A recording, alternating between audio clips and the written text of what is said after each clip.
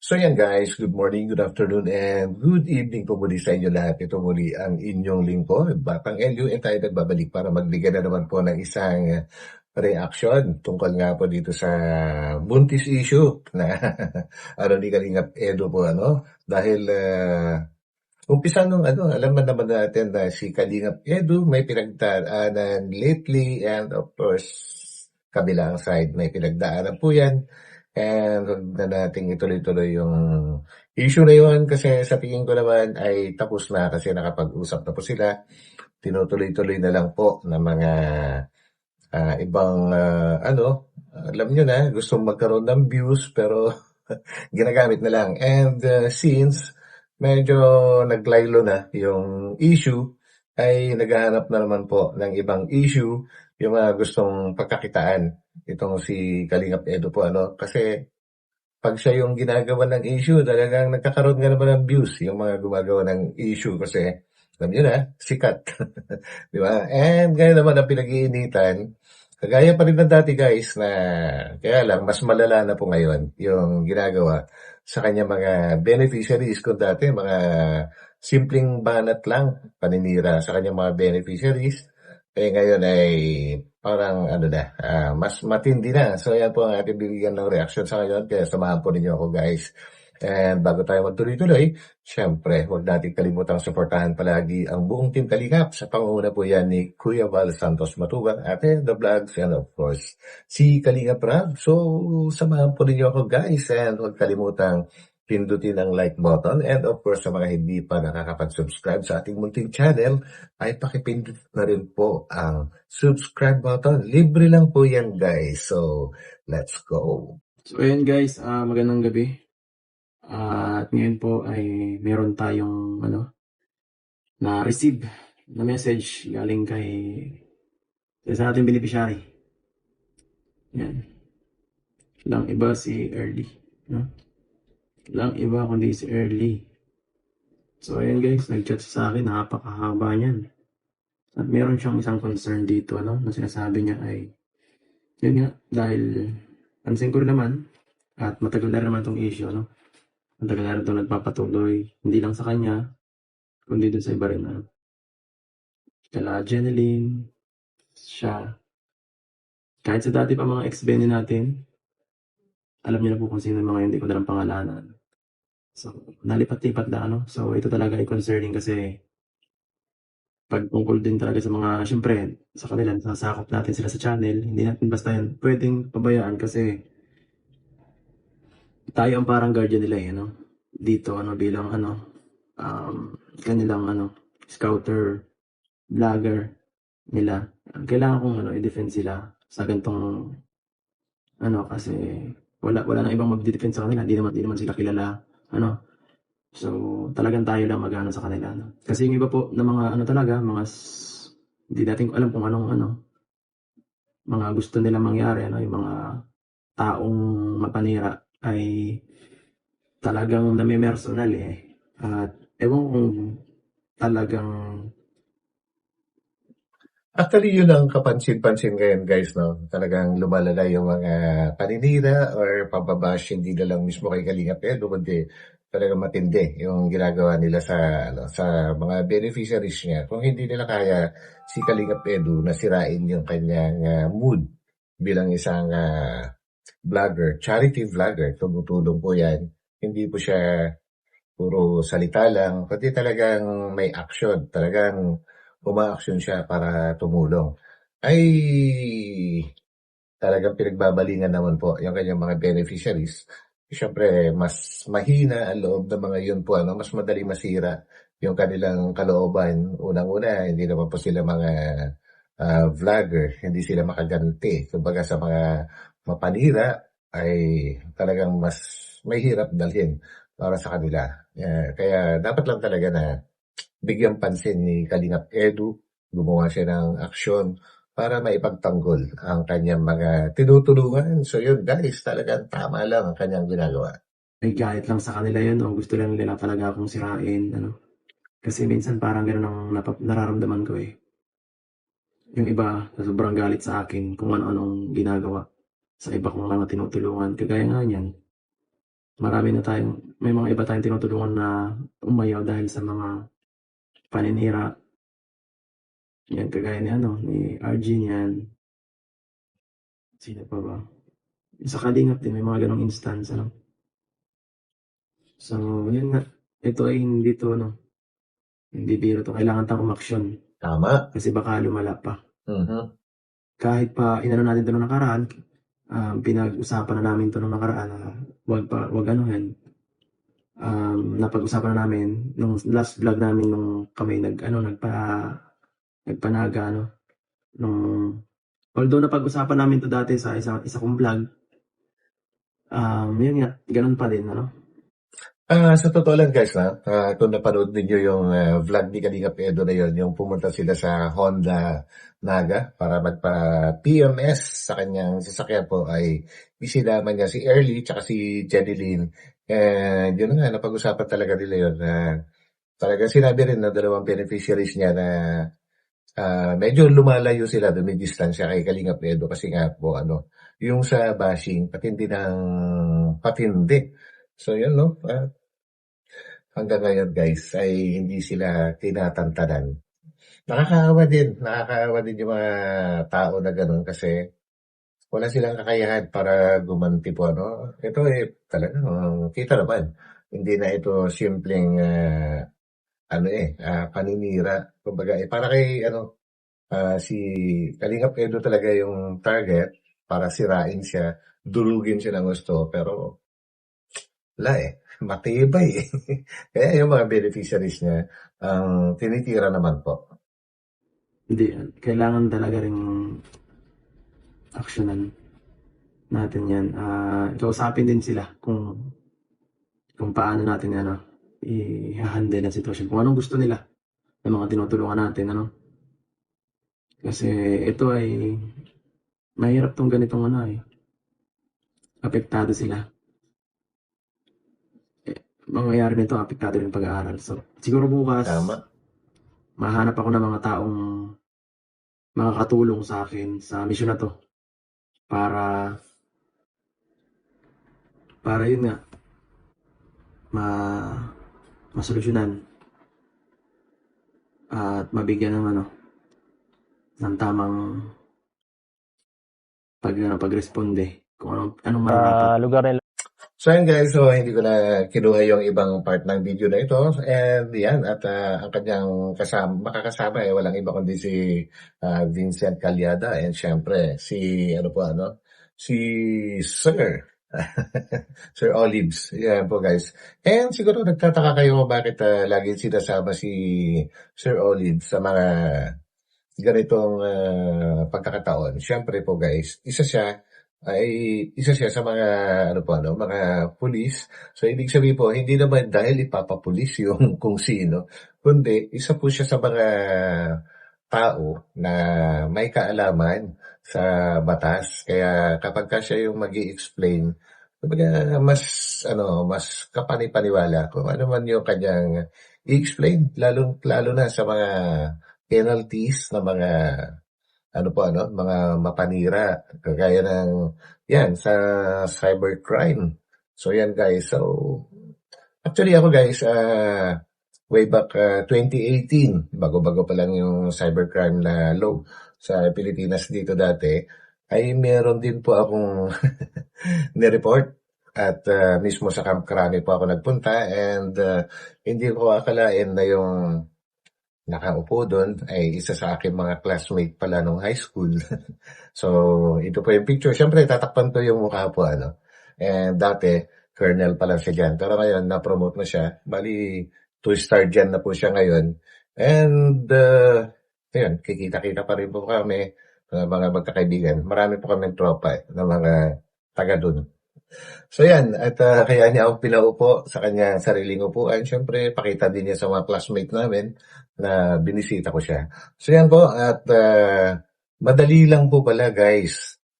Ito sasabihin ko, madali lang palang i-trace kung sino yung mga basher na yan, kung talagang pagtutuunan ng pansin. Kumbaga natutunan ko kung paano.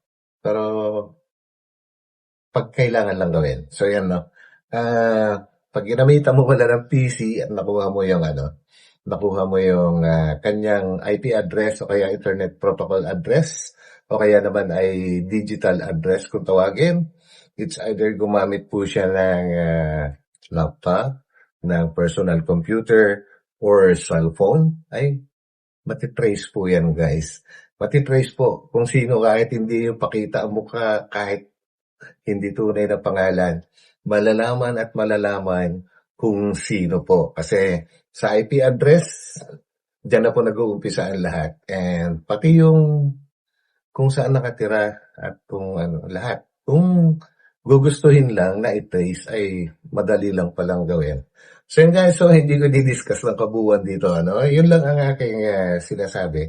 Hindi naman sa pananakot or what, pero yun po yung katotohanan na kaya nga po sa sa mga opisina, sa mga police station, sa Camp Crame, ang dali lang nilang mag-trace. Kapag tinutukan talaga, saglit na saglit lang po guys. So, yan, ingat-ingat po tayo guys. Kaya ako, kung napapansin nyo, medyo ingat po talaga sa pagbibitaw ng salita dito sa, pag naka-vlog or what. Kasi matindi po yung kaparusahan ng cybercrime. Mahal yung multa. At saka umaabot hanggang 8 years yung pagkakakulong kapag ito ay talagang napatunayan na lumabag siya sa batas. So, ingat po guys ha. Ingat lang po. Advice ko lang po yun. So, tuloy po natin. Early. At siya nga pala, ito na po yung tinawag kong isang backup. Walang iba. Si Sir Olives. Yun. Sir So, Olives. mga kalingap, good morning po sa ating lahat. Yan, karangalan po natin na isama tayo ngayon ni Kuya Ed sa kanyang mission. Yan, tara po at samahan niyo po. Yan po. Kailangan ka talaga Sir Olives dito kasi kagaya nung sa dahil tayo ay mga vlogger, siyempre expose tayo sa social media. May mga tao na hindi natin makontrol ang mga ginagawa.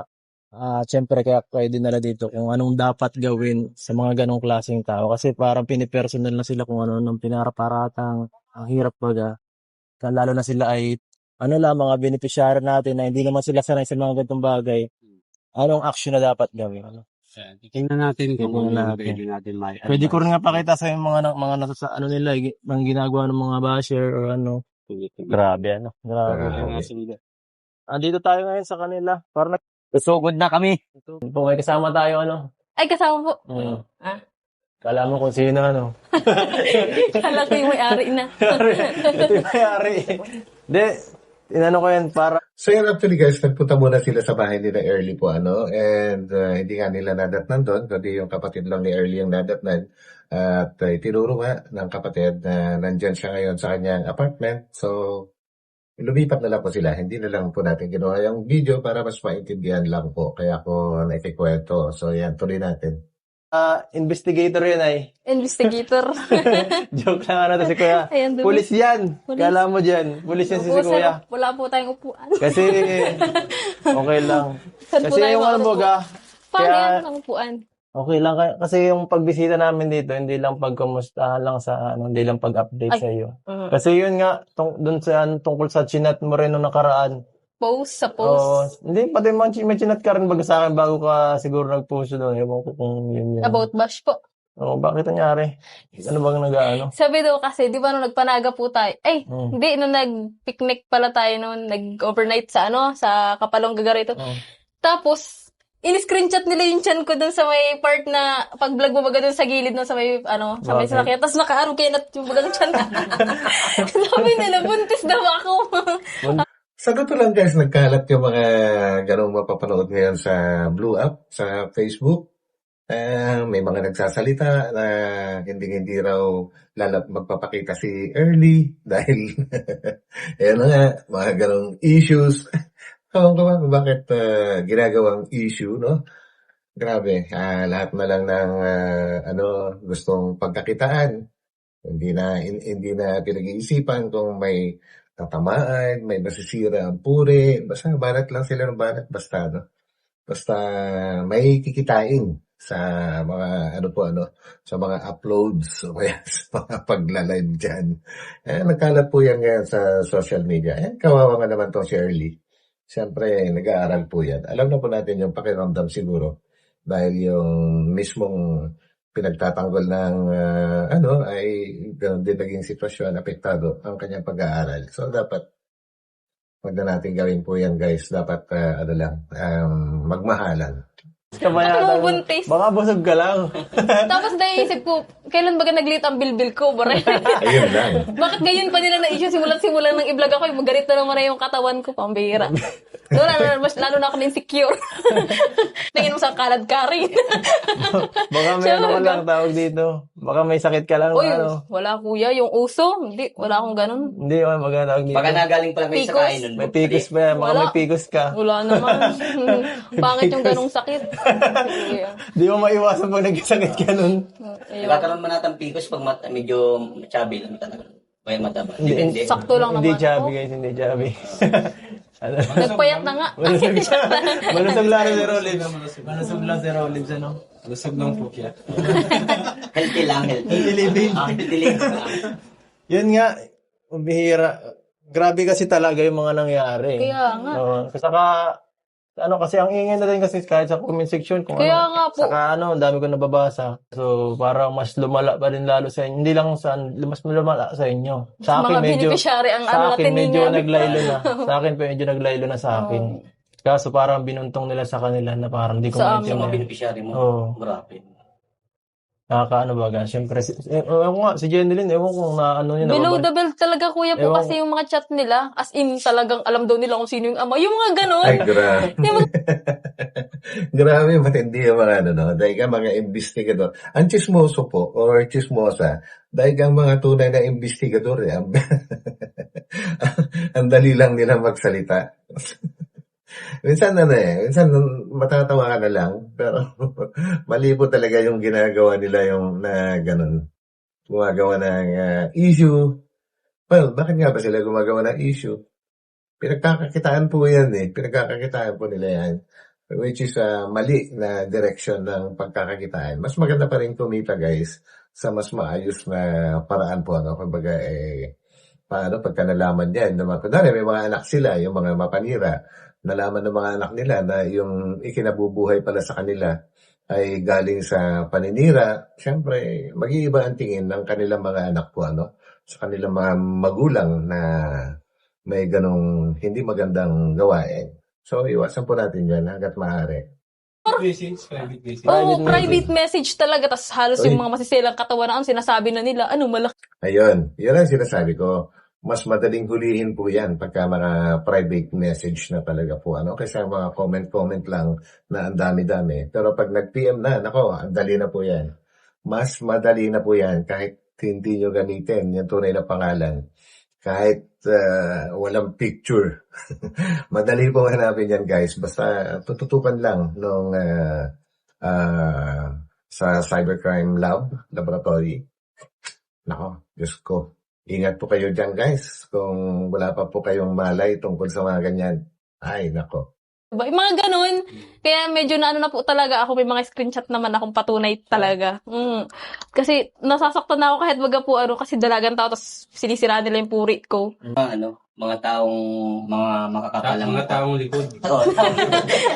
Hindi kaya humarap. Hindi kaya humarap sa sarili Kaya niya. ulit, ano ang pinaka dapat natin gawin?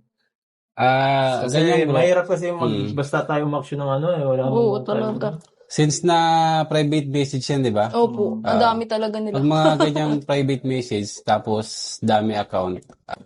Kaya kung sakali man na meron sa yung mga nagpo-post or meron nagme-message, pwedeng pumunta ka doon sa office namin para tingnan natin para kung sakasakali, mapailan natin ng case, Kung sakaling ma-identify natin yung mga nagbe-message sa iyo tapos yung nagpo-post. So narinig niyo yan, guys. Mula mismo sa officer.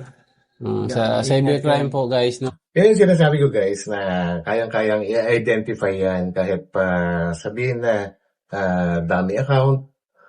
Yung ginamit mo na computer o kaya internet o kaya cellphone, yun po yung ititrace.